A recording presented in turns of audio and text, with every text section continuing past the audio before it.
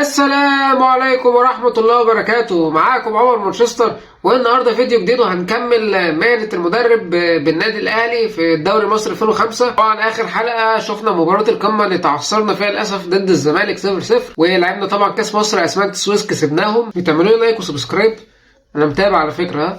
مباراة النهارده ضد نادي بلدية المحلة. طبعا نادي بلدية المحلة ده كان معروف زمان في الدوري المصري في التسعينات، وبرده كان موجود في بداية الألفينات. احنا التشكيلة بتاعتنا هنلعب نفس الخطة، يعني مفيش تغييرات. طبعا خالد بيبو كان عامل مؤثر قوي في الموسم ده وجاب لنا أهداف كتير فهنزله. الجولة العاشرة من الدوري المصري ضد بلدية المحلة. محمد شوقي، بركات، سيد عبد الحفيظ، فلافيو. يا فلافيو، قريبة الحارس صدها، يعني كانت ماشي. كورنر،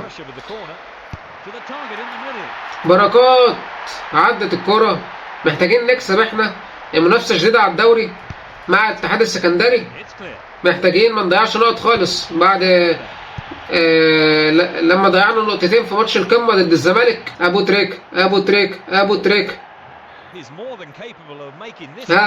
ماشي. لسه جilberto، يا لهوي على العارضة، يعني سوء حظ كبير، لكن هنحاول ونكمل محاولات لحد ما تلفق معانا بالهدف الاول ان شاء الله. يلا فلافيو، جول امادو فلافيو.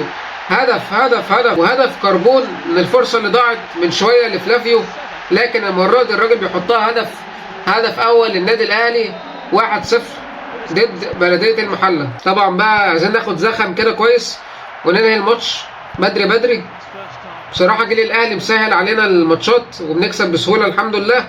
هنا بقى أحمد عبد الظاهر، مش عايزين بقى الحاجات اللي ملهاش لازمة دي. يلا يا أبو تريك، بركات. في نص الجون.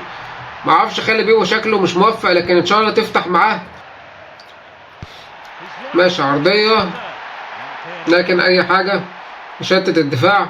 لسه، يلا يا شوقي، جول محمد شوقي. الراجل بقى فكرنا بماتش البرازيل، لكن يعني الدوري ده كان 2005، اللعبة دي 2005، كان قبل ماتش البرازيل بتاع كاس القارات في 2009. لكن محمد شوقي رجليه حلوة على الجون. هدف تاني للنادي الأهلي. الماتش سهل، نكمل بقى كده. احنا عايزين نشوف الاتحاد بس. الزمالك كسب والاسماعيلي كسب 4. الحمد لله الاتحاد خسر أخيرا بعد ما طلع عيننا.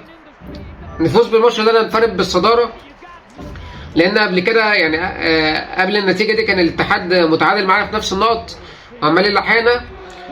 فان شاء الله يكون ده ماتش الدوري، ماتش الانفراد بالصداره ان شاء الله، ولكن نكمل على الزخم ده.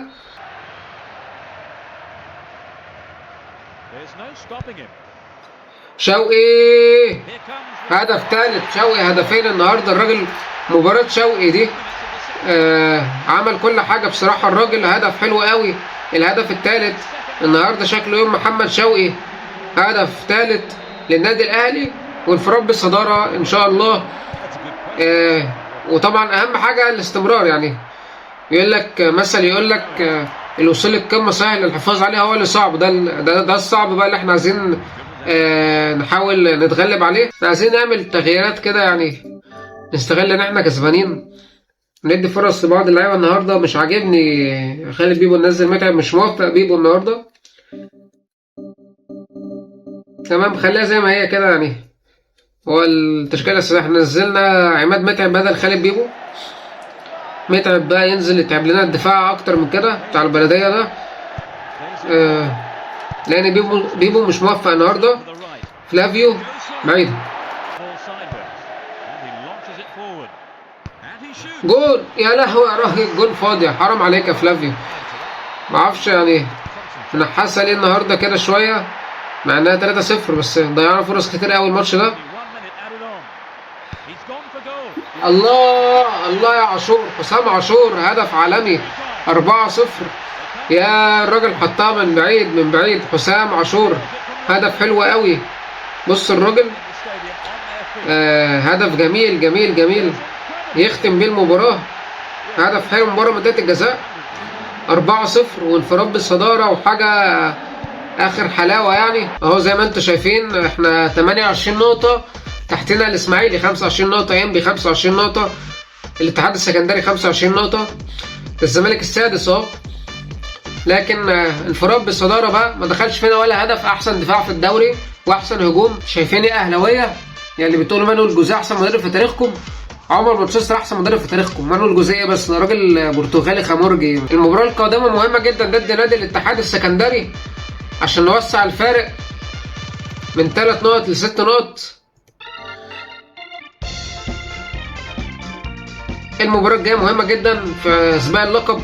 طبعا لسه في الاسماعيلي وانبي بينافسونا برضو، لكن المباراه دي من الماتشات المهمه ومن الماتشات الصعبه، لان احنا بنلعب خارج ارضنا في استاد الاسكندريه. يلا يا بيبو انت والجول. يا راجل يا راجل حرام عليك، ده انت لوحدك. يا لهوي مش ممكن والله. يا لهوي، والراجل حتى لعبها لوب كده يعني من دماغه، مش انا اللي عاملها اصلا.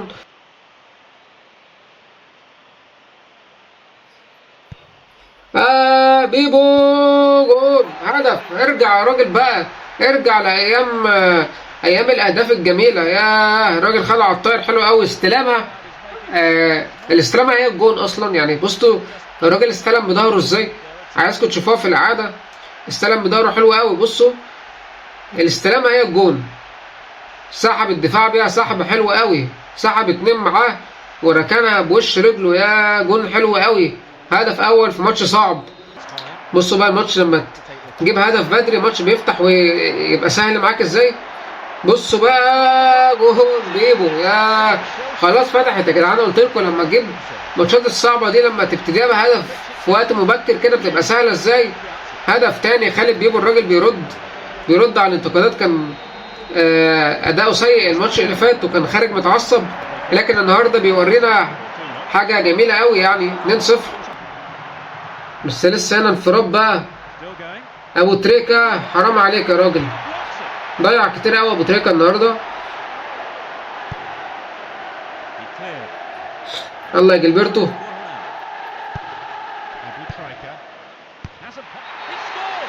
لازم نرفع له القبعه. الراجل ده بيبو هو الموسم كله خالد بيبو تقريبا كل الاهداف من عنده، كل المساهمات خالد بيبو كلها.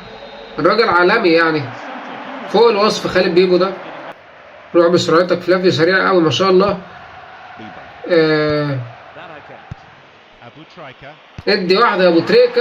يا والله افتكرتها دخلت، مش ممكن.